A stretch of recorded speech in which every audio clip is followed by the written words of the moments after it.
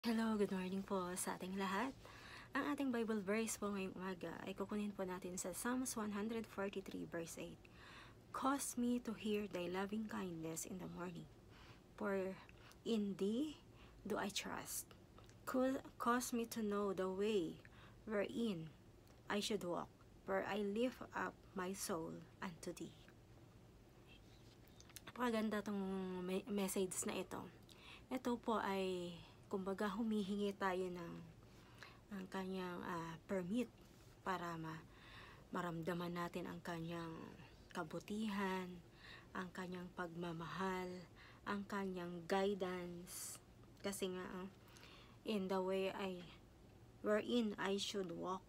Kasi, pag hindi po natin hinanap ang kanyang guidance, hindi po natin ipinagkatiwala sa kanya, tayo po ay maliligaw.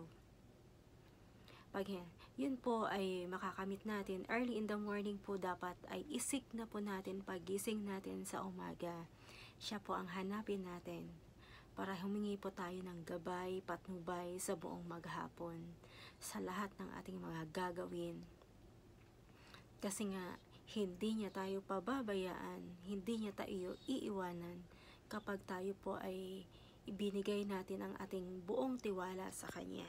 Kasi, cause me to hear thy loving kindness, ang kanyang pagmamahal sa atin, ang kanyang pagkalinga. Kaya andyan po, pag sinabi po nating loving kindness, talagang package po yan, lahat na wala po siyang kinikilingan, walang pinipili. Lahat